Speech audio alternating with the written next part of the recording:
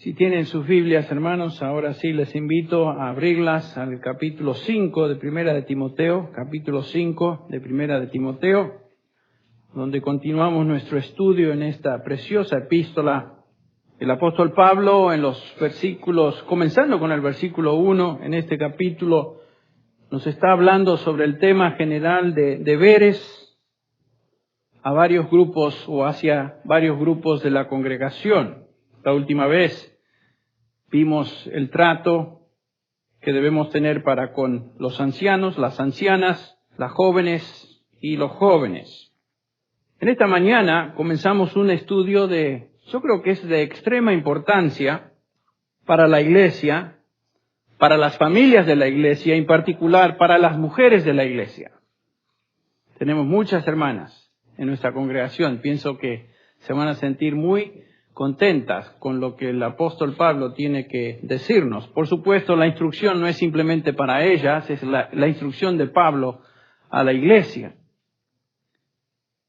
Antes de entrar a estos versículos que vamos a dar lectura en unos instantes, quisiera recordarles o hacerles notar que sin excepción, el diseño de Dios para la mujer es objeto de cuidado especial. Desde la creación, Dios notó y tomó especial interés y cuidado en la condición, en la salud física, emocional y espiritual de la mujer. La mujer en la Biblia se presenta como vasija más que frágil. Esto no es simplemente un dicho, es realidad. Por creación, Dios la hizo como tal. Y porque es vasija más frágil, debe ser protegida y disfrutar de la provisión que un hombre puede brindarle. Por supuesto, hay excepciones. Dios nos hizo, nos creó para vivir juntos como esposo y como esposa. Cuando una mujer no tiene o pierde de alguna manera esa provisión y esa protección que su esposo le puede brindar, Dios entonces toma un interés especial en cuidar y proteger a esa mujer. Entre paréntesis, otro grupo en la Biblia donde Dios nos menciona que son objeto especial de su cuidado y protección son los huérfanos. El Salmo 68, por ejemplo, nos dice que el Señor es padre de los huérfanos y defensor de las viudas. De ningún otro grupo la Biblia o Dios se expresa de tal manera. Es importante en el contexto de nuestro estudio hoy y las próximas semanas tener muy presente que Dios se preocupa, tiene compasión especial por aquellos que están desprotegidos, en particular las viudas y los huérfanos. Dios diseñó, por ejemplo, que los hijos se criaran bajo el cuidado de sus padres. Los hijos no fueron dados para que otros los críen. Los padres tienen la responsabilidad de criarlos. Cuando ellos pierden a sus padres, los hijos pierden a sus padres, Dios se convierte en su protector. En el diseño de Dios, la mujer fue creada para vivir bajo la protección y cuidado de su esposo, como ya mencionamos. Dejará el hombre a su padre y a su madre y se unirá a su mujer, los dos serán una sola carne. Pero cuando ella pierde esa protección y cuidado, Dios toma su caso y le hace el objeto especial de su cuidado. En Éxodo 22-23 observamos este principio. Comenzando con el versículo 22, dice, a la viuda y al huérfano otra vez, repite, no afligiréis. Cuidado con tocar a estos dos grupos. Ciertamente, dice al final del versículo 23, yo escucharé su clamor. Este es Dios el que habla. Dios escucha el clamor de la viuda y el clamor del huérfano. En el Salmo 146, el Señor dice así, el Señor protege a los extranjeros, sostiene al huérfano y a la viuda. Otra vez. En todo el Antiguo Testamento, bajo la ley de Moisés, por ejemplo, cuando una mujer enviudaba, perdía a su esposo, el hermano del difunto o del fallecido tenía la obligación, si no era casado, de casarse con esa viuda y proveer por ella. Si no había hermano, ¿quién se encargaba? El pariente más cercano. Una ilustración de esto lo encontramos en el libro de Ruth, ¿ustedes recuerdan? Donde Boaz, el pariente más cercano a Noemí y a Ruth, es aquel que toma a Ruth, se casa con ella, para justamente cumplir con esta obligación que todo judío tenía. Nos dice el versículo 13, por ejemplo, de Ruth 4, que Boaz tomó a Ruth y ella fue su mujer. Y el versículo 14, es interesante notar la reacción. Entonces las mujeres dijeron a Noemí, su suegra, bendito sea el Señor que no te ha dejado sin redentor. Dan gracias a Dios y bendicen el nombre de Dios porque esta mujer, Ruth, quedó ahora bajo la cobertura y protección de Boaz. Dios proveyó. Dios cuidó a Noemí y por supuesto cuidó a Ruth, su nuera. Entonces en el Antiguo Testamento vemos que una mujer viuda se convertía en el objeto de cuidado especial de Dios. En Israel, para su protección, la viuda recibía el cuidado por medio de su integración a una nueva relación matrimonial, si era posible, con el hermano del difunto o pariente más cercano. Ahora, cuando vamos al Nuevo Testamento, notamos que el Nuevo Testamento también nos enseña el cuidado particular de Dios para con las viudas. En numerosas ocasiones el Señor Jesucristo manifestó esto.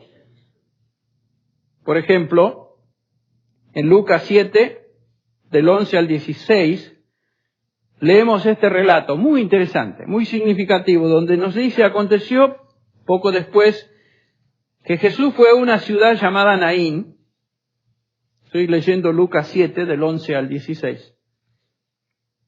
Y sus discípulos iban con él acompañados por una gran multitud. Y cuando se acercaba a la puerta de la ciudad, he aquí sacaban fuera a un muerto. Y describe Lucas quién era este difunto.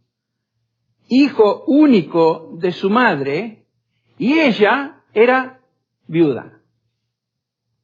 Y un grupo numeroso de la ciudad estaba con ella. Al verla, el Señor tuvo compasión de ella y le dijo, no llores. Y acercándose tocó el féretro, y los que los llevaban se detuvieron, y Jesús dijo, joven, a ti te digo, levántate. ¿Quién es Jesús? Dios, el único que puede hacer eso. ¿Qué refleja Jesús tomando esta acción? Justamente el poder de Dios, pero también la compasión de Dios para con una viuda. Nos dice acá el pasaje que el muerto se incorporó y comenzó a hablar, y Jesús se lo entregó a su madre, y el temor se apoderó de todos, y glorificaban a Dios. El Señor se apiadó de esta mujer, sin esposo, y ahora sin su único hijo. Lo interesante de esto es que en esa época, cuando una persona, una mujer, perdía a su esposo y perdía en este caso a su único hijo, perdía toda fuente de provisión.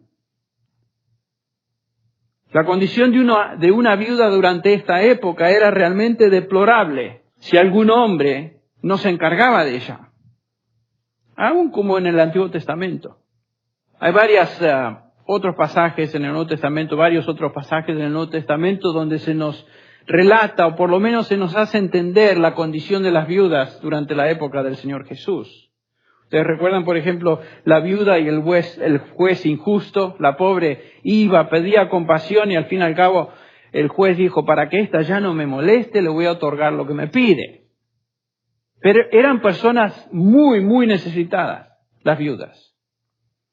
En otra ocasión también Lucas nos habla de la viuda que dio la ofrenda expresada por medio de 2 blancas, y el Señor Jesús hace el contraste entre la pobreza de esta viuda y lo que otros daban de la sobra, de lo que les sobraba, y dice que esta viuda En contraste, dio todo lo que poseía, y todo lo que poseía eran 2 blanquitas, unos centavos. Lo cual nos enseña, nos da una imagen de la condición de las viudas durante esta época de la cual estamos hablando. En el caso de esta viuda de la cual acabamos de leer, la que perdió a su hijo, ella había perdido a su esposo y ahora a su único hijo, y por supuesto, a través de esto perdió toda posibilidad de ser cuidada. Perdió su provisión. Jesús se compadece de esta mujer, y así el Señor, por supuesto, refleja el corazón de Dios para con las viudas. El Señor resucita a este joven, y por medio de esa acción, provee emocionalmente y económicamente otra vez a las necesidades de esta mujer. Otra vez vemos entonces que Dios tiene compasión especial para con una mujer que ha perdido a su esposo y se encuentra sin ayuda emocional, sin ayuda, en este caso también económica. Jesucristo se preocupó por las viudas. Es interesante notar que cuando Cristo estaba en la cruz del Calvario, ya ahí muriendo, se dirige a 3 personas en la cruz. ¿Recuerdan ustedes? La primera persona a quien Él se dirige es el ladrón arrepentido. Y por supuesto le dice el Señor Jesús a este ladrón: de cierto te digo que hoy estarás conmigo en el paraíso. Lo cual refleja y nos enseña la compasión de Cristo para con el pecador. Aún en esa condición de tremenda necesidad, muriendo, Cristo expresa su compasión. Pero Cristo también expresa su compasión para otra persona en particular. ¿Se acuerdan quién era? Su madre, María. Por ejemplo, en Juan capítulo 19, leemos estas palabras del Señor Jesús, primero dirigidas, capítulo 19, versículo 26, primero dirigiéndose al discípulo a quien Él amaba, Juan, y dice lo siguiente: cuando vio Jesús a su madre y al discípulo a quien Él amaba, Juan, una relación muy íntima y especial con este discípulo, que estaba presente, dijo a su madre, primero a su madre le dice: mujer, he aquí tu hijo. Después al discípulo, a Juan, le dice: he aquí tu madre. Y desde aquella hora el discípulo la recibió en su casa. Cristo demostró una especial compasión por María. Por supuesto era su madre. Pero María también representaba la condición de una mujer que había enviudado. José para esta época ya había fallecido. No sabemos cómo. Sabemos que él no estaba presente, falleció, el esposo de María. Y ahora Jesús, el único hijo, o por lo menos el primero, ya no va a estar con su madre, y le dice entonces a Juan: he aquí tu madre. Cuida a esta mujer. Cristo demuestra entonces una compasión especial, no solamente por su madre, sino por María, bajo esa condición o en esa condición de viuda. Lo que estamos tratando de enfatizar es el hecho de que Dios se preocupa por las viudas. Dios en el Antiguo Testamento, Jesús, Dios hecho carne en el Nuevo Testamento. No es de sorprendernos entonces, escuche bien, que el primer ministerio de la iglesia primitiva fue justamente el ministerio ¿a quién? A las viudas. Lo leemos en el capítulo 6 de Hechos, donde se levanta un problema, donde aparentemente había cierta preferencia a las viudas de origen palestino, aquellas que habían nacido en Jerusalén y en Palestina, en contraste a las viudas de origen helenista o griego, que habían venido para celebrar la Pascua. Entonces la iglesia estaba llena de gente para celebrar estas fiestas, y por supuesto aquellos que se convirtieron, se quedaron en Jerusalén. Y entre esta gran multitud de personas había muchas viudas. Y acá notamos en este pasaje, no lo vamos a leer, que la iglesia se encarga de proveer a las necesidades de estas mujeres. Por supuesto, la prioridad de los apóstoles fue de enseñar y orar, pero encargan el trabajo o el ministerio de proveer a las viudas, a hombres, 7 hombres, llenos del Espíritu Santo, que podían llevar a cabo esta tarea. Lo que estamos tratando de decir es que el ministerio el primer ministerio, mejor dicho, de la iglesia, fue justamente un ministerio para con las viudas. Además de la adoración a Dios, la comunión juntos, de lo cual leemos en el capítulo 2 de Hechos, el partimiento del pan en la celebración de la Cena del Señor, la iglesia primitiva se dedicó a brindar cuidado económico a las viudas de la congregación. Y quisiera decir que esto fue algo natural en ellos. Noten que la primera iglesia no se sentó a planificar y sacar una estrategia de ministerio. A ver, ¿qué programas van a establecer en la iglesia?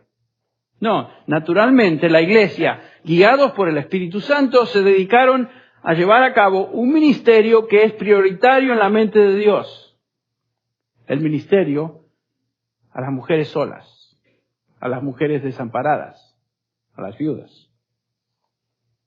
Y comenzamos a atar los cabos, ¿no es cierto? Dios, a través de toda la Biblia, demuestra compasión especial para con las mujeres solas, las viudas. Dios Padre, Dios Hijo, Dios Espíritu Santo. El apóstol Santiago resume esta prioridad ministerial cuando nos dice la religión pura. ¿Ustedes recuerdan Santiago 1:27? La religión pura y sin mácula delante de nuestro Dios y Padre es esta. ¿Cuál? Santiago, visitar a los huérfanos, el grupo que tiene un cuidado del cual se preocupa Dios en una manera singular y especial, y a las viudas en sus aflicciones. Esa es la religión. Esa es en práctica la prioridad que la iglesia debe tener. Entonces, lo que vemos en toda la Escritura es que Dios se preocupa y demuestra compasión especial para 2 grupos, huérfanos, pero estamos ahora en una manera significativa notando a las viudas. El Antiguo Testamento demuestra esto. Cristo dio evidencias de esto en su ministerio y el resto del Nuevo Testamento enseña acerca de este ministerio. En el pasaje que estamos considerando, capítulo 1 de Timoteo, entonces Pablo instruye a Timoteo acerca de las viudas. Las viudas en la iglesia. Y vamos ahora sí a dar lectura a los versículos del 3 al 9. Bueno, al 10. ¿Saben qué? Sigue todo el pasaje hablando de las viudas. Vamos a considerar hoy simplemente, brevemente, dos versículos, pero vamos a dar lectura comenzando con el versículo 4, donde dice, honra a las viudas, en el versículo 3, que en verdad lo son. Pero si alguna viuda tiene hijos o nietos, aprendan estos primero a ser piadosos para con su propia familia y a recompensar a sus padres, porque esto es bueno y agradable delante de Dios. Otra vez repitiendo todo lo que hemos dicho.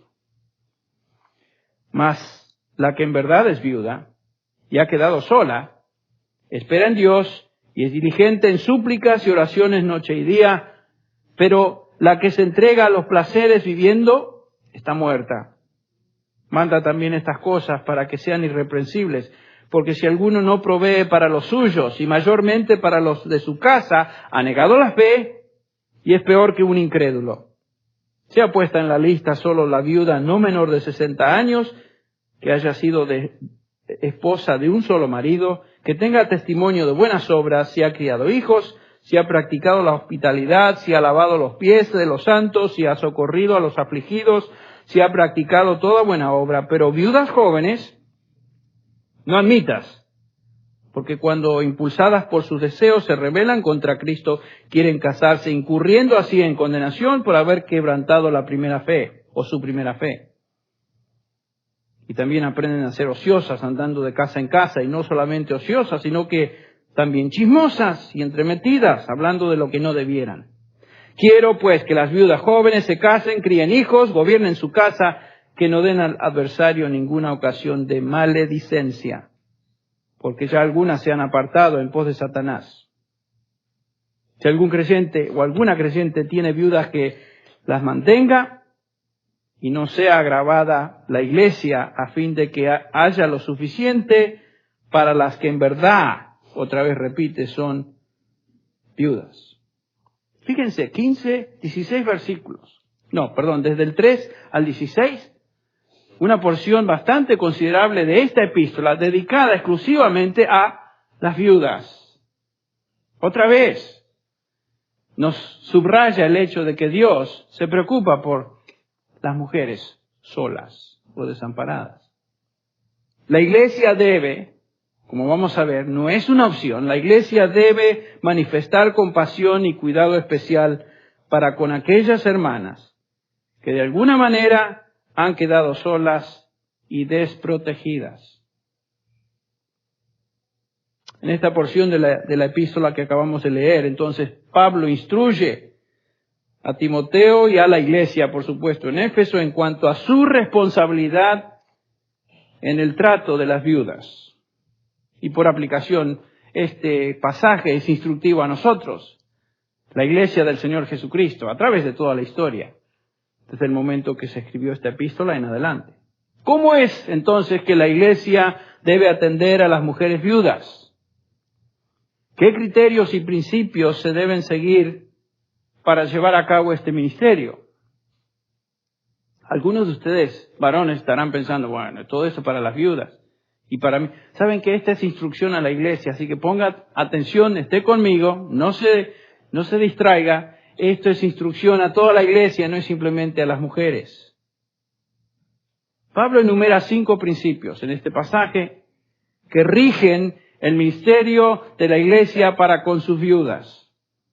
5 principios. El primero de ellos se encuentra en el versículo 3. Vamos a ver simplemente 2 hoy. Dice el versículo 3, honra a las viudas que en verdad son viudas. Para comenzar, tenemos que recordar que esta epístola, lo hemos dicho en el pasado, tiene un tono polémico, ustedes recuerdan. En otras palabras, fue escrita no solamente para instruir a Timoteo, sino para corregir a la iglesia, en este caso Éfeso, en varias áreas de necesidad espiritual y necesidad ministerial. Una de estas áreas era justamente que las viudas no estaban siendo atendidas ni honradas como Dios demanda en su palabra. Lo notamos en este pasaje, podemos concluir a la luz de esta porción, por ejemplo, que había ciertas viudas no calificadas en esa lista de viudas. No calificaban como viudas. Y vamos a ver cuáles son los criterios que determinan quién es viuda en serio o en verdad, como dice Pablo, y quién no lo es. Otras viudas estaban contrayendo matrimonio con inconversos y se iban en pos de el matrimonio en lugar de tener cuidado en esa área. Había familias que no estaban apoyando financieramente a sus propias viudas, por eso Pablo tiene que tocar el punto. En otras palabras, esta iglesia en Éfeso necesitaba ser instruida en cuanto al ministerio hacia las viudas. El primer principio que observamos es el siguiente, en el versículo 3, se encuentra ahí. La iglesia tiene la obligación de apoyar a las viudas. No hay escape. La palabra viuda, ¿a qué se refiere? Bueno, es la traducción de una palabra en griego que es chera o kera, dependiendo cómo la pronunciemos. En castellano, la viuda, o el concepto de viuda, se limita a la mujer cuyo esposo ha fallecido. ¿No es cierto? Pero en griego, ese concepto es un poco más amplio. Incluye, por supuesto, el significado, incorpora la idea de viudez en el sentido que ha perdido a su marido, pero también incluye el hecho de que algunas de estas viudas han sido abandonadas o sus esposos están en la cárcel o se habían divorciado. O sea que el concepto de viuda es un poco más amplio en esta palabra chera que aquí acabamos de mencionar. El versículo 5 nos dice, mas la que en verdad es viuda y ha quedado sola, nos ayuda a entender ese significado de quedar sola. El punto es que la iglesia es responsable por cualquier mujer sola. Por supuesto que califique como viuda según los criterios que vamos a ver. En esos días, una mujer quedaba sola o expuesta a la destitución económica, ya que cuando estaba viuda, ya que no existían medios de empleo como hoy los tenemos, por ejemplo. Una viuda quedaba viuda y no podía ir al Unemployment Office y pedir que alguien le dé empleo. Las mujeres solas dependían de la familia extendida, dependían de sus familiares más cercanos. Hoy estamos enfrentando una situación muy distinta a la que enfrentaba Palestina en esa época, y realmente trágica, donde con más y más frecuencia observamos a muchas mujeres que califican bajo el término viuda porque han perdido a sus esposos por varias situaciones. Viudez, murió su esposo, fue encarcelado su esposo, la abandonó, etcétera, etcétera. Y las viudas hoy en día se están multiplicando. Muchas de estas mujeres quedan solas porque ni siquiera tienen familia extendida. ¿A quién van a ir? ¿A quién van a recurrir? Por supuesto, la responsabilidad de la Iglesia hoy en día se hace cada día más pesada, más significativa, más importante, porque estamos llenos de viudas, si la definición de viuda incorpora e incluye todo esto que acabamos de mencionar. Pablo dice en el versículo 3 que la iglesia tenía que honrar a la viuda, honrar. ¿Cómo es que honramos a una viuda? ¿Qué es eso de honrar? La palabra honrar es timao, y quiere decir mostrar respeto, cuidar, e incluye la idea, escuche bien, de apoyar económicamente. Por ejemplo, en este capítulo 5, el versículo 17, hablando Pablo ahora de los ancianos, la misma palabra se encuentra en este versículo. Dice, los ancianos que gobiernan bien sean tenidos por dignos de doble honor. Pablo está hablando de remuneración económica a los ancianos que se dedican, gobiernan bien y enseñan. En Mateo 15, un pasaje que nos ayuda a entender la idea de remuneración económica bajo la palabra timao, de honrar. El Señor Jesús confronta a los fariseos, si ustedes recuerdan, acusándolos de no honrar a sus padres por medio del sostén económico que deberían haber dado a sus padres.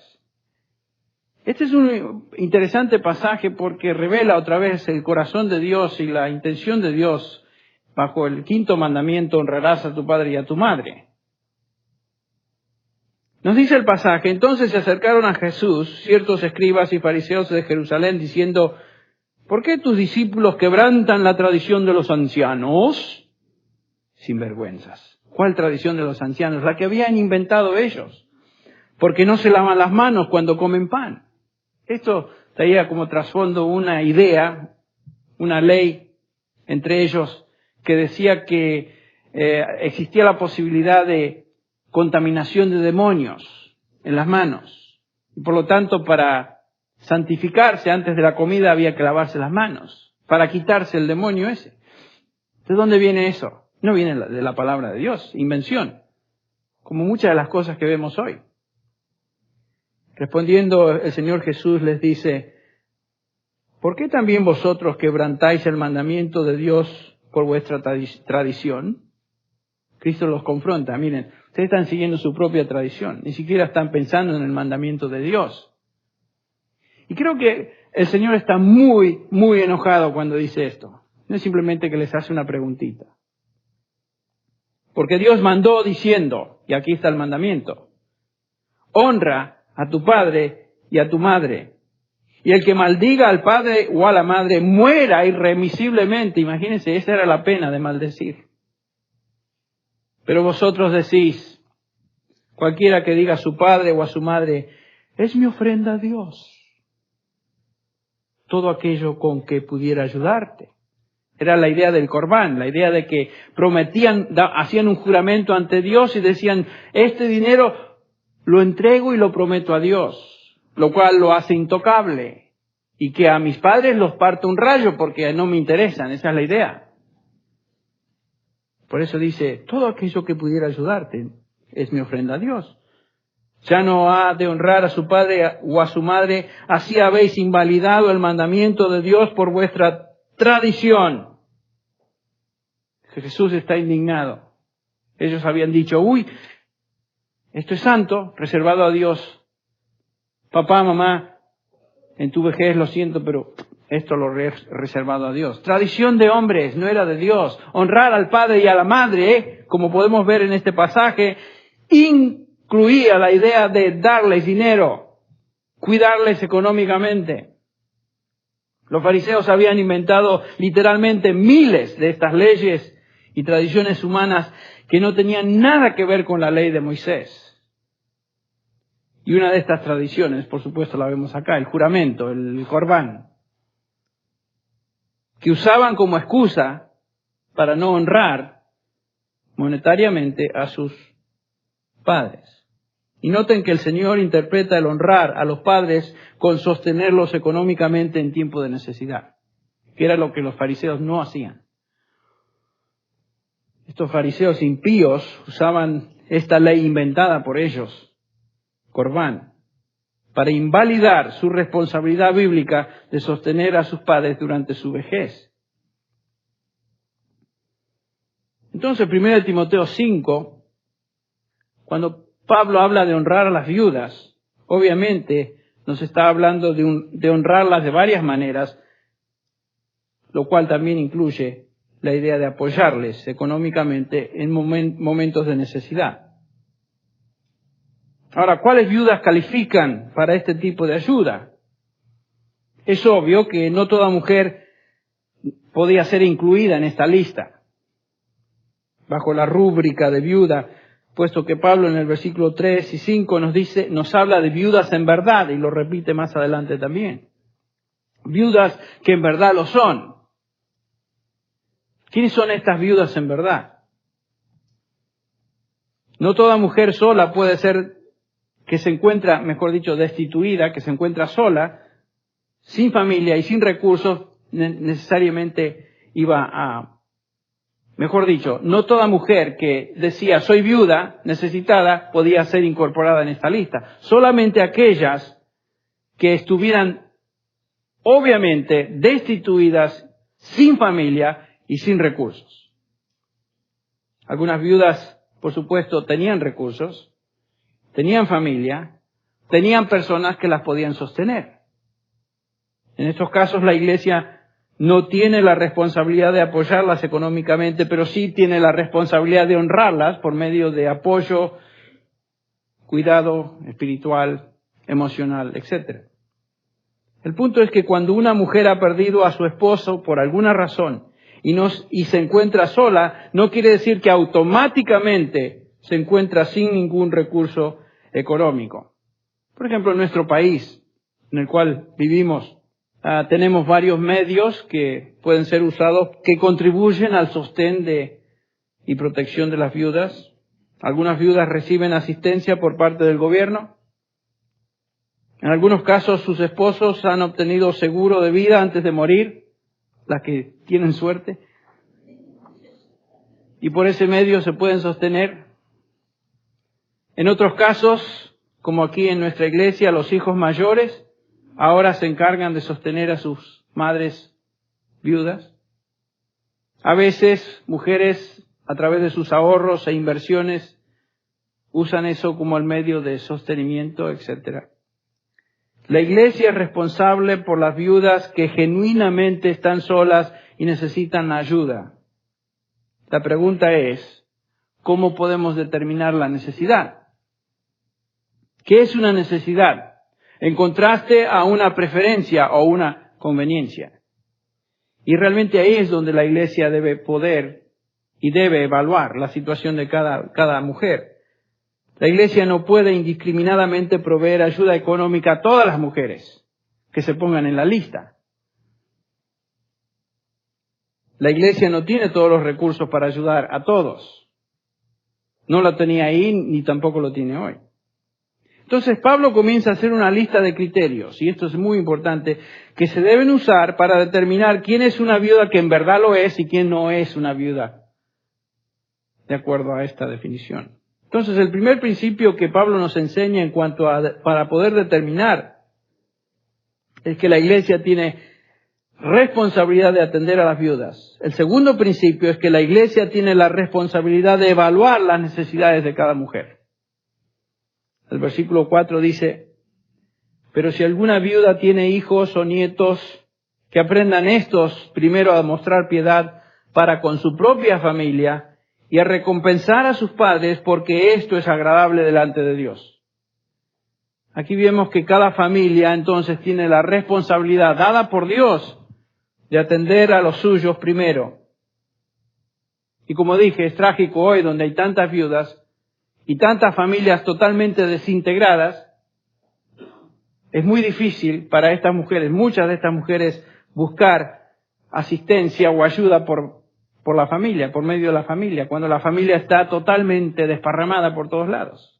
Y no sabe uno quién es hijo de quién. Y un hermano siempre me dice: hola papá. Es del Salvador él. Y la razón que me dice así es porque dice: en El Salvador muchos de nosotros ni sabemos quién es nuestro papá. Y yo te aprecio a ti, entonces te llamo papá. Dice: yo no sé quién es mi papá. Bueno, esa es una ilustración, por supuesto, un poquito tal vez exagerada, pero hay muchas personas que no tienen noción de dónde vienen. Ahora, la palabra que aquí se traduce nietos, los hijos y nietos son responsables, es la palabra ekgonos. Esta palabra simplemente quiere decir descendiente o nieto. Es claro que en este pasaje que la responsabilidad de cuidar a una mujer sola recae primero sobre los hombros de los hijos y los nietos. Si los tiene, por supuesto.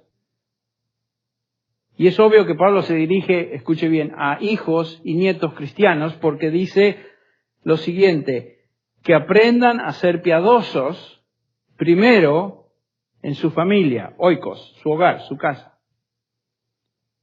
Que aprendan a ser piadosos. Pablo se dirige a creyentes, hijos creyentes, o por lo menos a aquellos que profesan ser creyentes.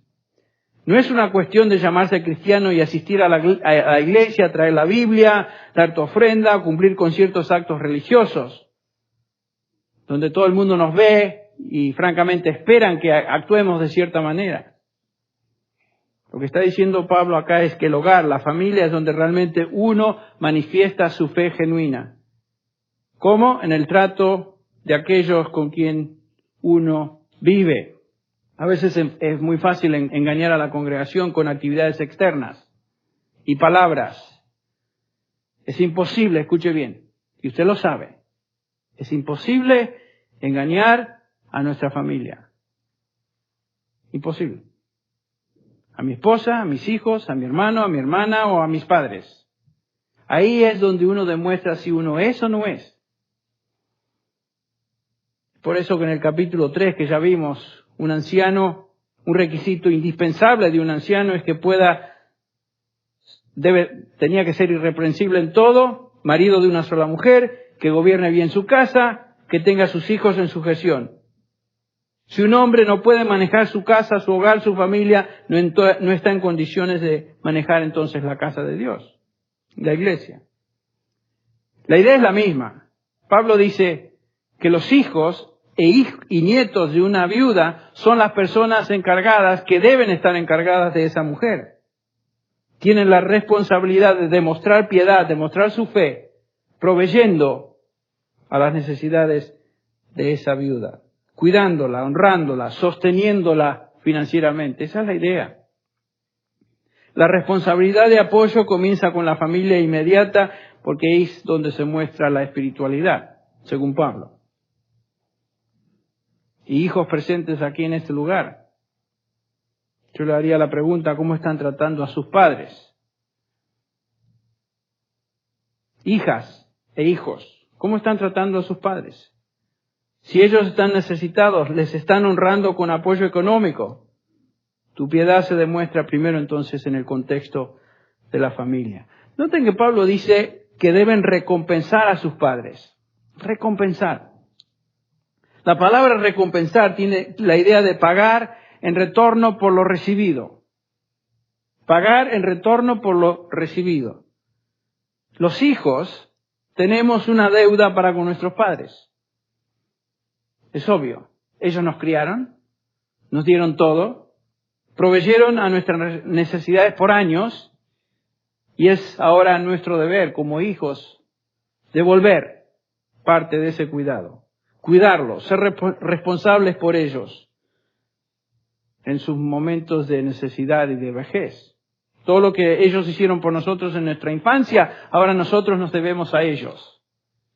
Para mí, mis hermanos, es un gozo, por ejemplo, ayudar a nuestros padres, porque estamos conscientes de la importancia de honrar a nuestros padres. Honra a tu padre y a tu madre. Aquellos que nos dieron todo y se sacrificaron por nosotros durante nuestros años de juventud. No es cuestión de honrar al padre y a la madre, dándole una rosa, una tarjetita para el día de la madre y cantándole algún tango como aquel que dice, pobre mi madre querida, cuántos disgustos les he dado. Eso no es suficiente. Uno honra a una madre en momentos de necesidad, no cantándole un tango, sino proveyendo a ella por medio de apoyo económico. Por supuesto, esta frase se basa en el 5º mandamiento, Éxodo 20:12, dice, honra a tu padre y a tu madre para que tus días sean prolongados en la tierra que el Señor tu Dios te da. Efesios nos dice que este es el único mandamiento con promesa. ¿Ven? Dios promete bendición a todo hijo que honre a su padre y a su madre. Porque dice acá que esto es agradable a Dios. Esto es agradable a Dios. Queremos agradar a Dios, ¿no? A veces no agradamos a Dios porque somos ignorantes de lo que Dios requiere. A veces no agradamos a Dios simplemente porque somos rebeldes, no queremos hacerlo. Pero Dios promete bendición a todo hijo que honre a su padre y a su madre. Recuerden que comenzamos diciendo que Dios tiene y demuestra compasión especial para con las viudas. Cuando honramos a nuestros padres, a nuestras madres viudas, estamos identificándonos entonces con el corazón de Dios. El único personaje en la Biblia que Dios se refiere a él como el individuo de acuerdo al corazón de Dios, ¿quién fue? David. Qué lindo sería que Dios pudiera decir eso de cada uno de nosotros, porque somos obedientes a este mandamiento, estamos honrando a nuestros padres. Cuando lo hacemos, estamos actuando de acuerdo al corazón de Dios. Cuando una viuda no tiene una familia, no tiene hijos, no tiene nietos que la cuiden, entonces Dios espera que la iglesia se convierta en esa familia que ella no tiene. ¿Ven? La iglesia y la familia tienen una responsabilidad particular de proveer, proteger y cuidar a las viudas de la comunidad cristiana. Entonces, el primer principio que debemos tener en cuenta para describir a los que son viudas es si esta mujer está sin recursos, absolutamente despojada de recursos. Entonces sí, entra dentro de la definición de viuda. Hay otro recurso, otro requisito, mejor dicho, se encuentra en el versículo 5, es que ella haya demostrado fe genuina. Que sea una creyente genuina. Estamos hablando de la comunidad cristiana. Y vamos a hablar de este punto, de este requisito la próxima vez. Pero para concluir quiero terminar con una breve cita con la cual me topé justamente ayer en preparación a este mensaje, al mensaje de esta mañana. Creo que tiene aplicación en cómo respondemos como iglesia y como hijos a nuestras viudas, aunque el pasaje en sí no se refería a las viudas, pero dice así: el hombre liberal siempre será rico porque la providencia de Dios son sus posesiones. La sabiduría y el poder de Dios su defensa. El amor y favor de Dios su recompensa y la palabra de Dios su seguridad. Dios promete recompensar a aquellos que honran su palabra y en una forma singular aquellos, como vemos esta mañana, que honran a estas personas en las cuales Dios sobre las cuales de ellas tiene un cuidado muy, muy singular y especial. Mujeres solas.